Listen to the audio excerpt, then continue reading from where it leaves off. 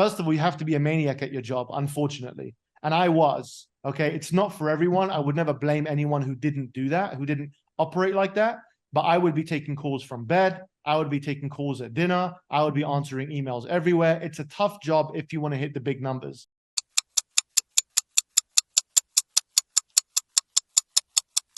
The only other thing is, because you guys spoke about the B2B thing, I felt like this is probably important to discuss. So has everyone ever heard of Jordan Belfort's straight line thing? Yeah? Okay. So I've seen him talk about it. Basically, the idea is you start here and then you end here. And then you basically want to push the direction of the call towards here, which is the close. That's a bunch of bullshit. And the reason that's a bunch of bullshit is because the sale doesn't end there. And that's why I felt like it was probably important to bring this up, since you guys are talking about upsells, B2B, and all this kind of stuff. A sales process or a sales cycle goes like this. Okay, it starts here and then it comes all the way back and starts all over again. That's how a sales cycle works.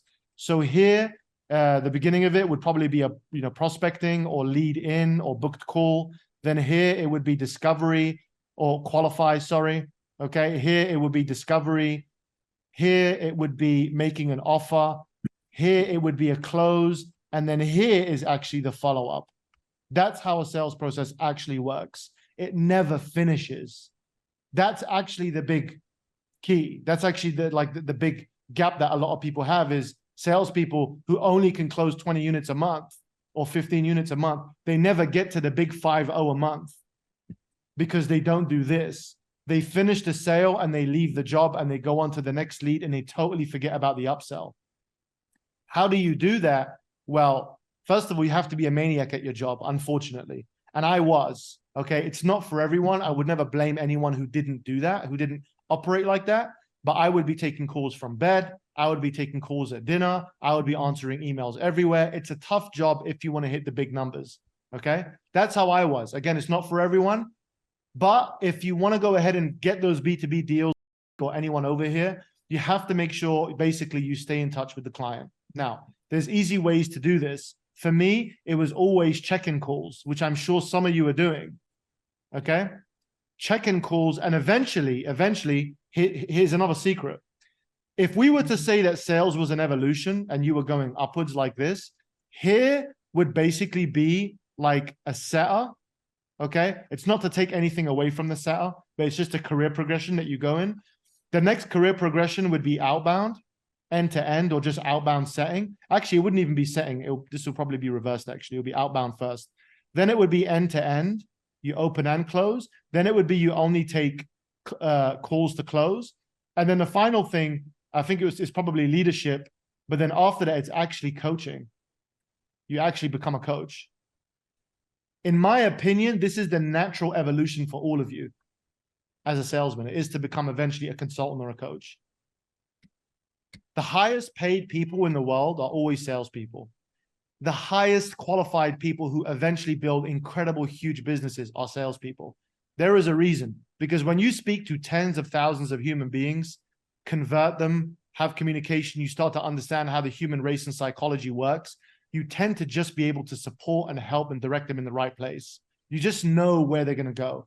Now, because you guys are in performance, your natural evolution is really is to become a performance coach, actually, your natural evolution. So what that means for you is you could just start here. So the way I used to do it is I did, for 1 year, I did 30-minute onboarding calls. You do not have to do this. This is not required. Okay. I did 30-minute onboarding calls times 2 for my clients that I enrolled for 1 year, until eventually I basically charge anywhere from $2,000 to $5,000 an hour now for 1 hour of my time. But I had to do this for free for so long. But the thing is, okay, with the 30-minute times 2, is it's not actually a coaching call, it's actually a prospecting call. What you do is in the onboarding call, you give them such a great experience. You give them such a memorable experience and a great onboarding that they get amazing results within month 1. Then when you do your second follow-up call at the end of that month or the end of the 4 month, it's up to you how you want to structure that based on your offer. I was an offer within an offer. People used to buy from me. They never bought from Sam Ovens.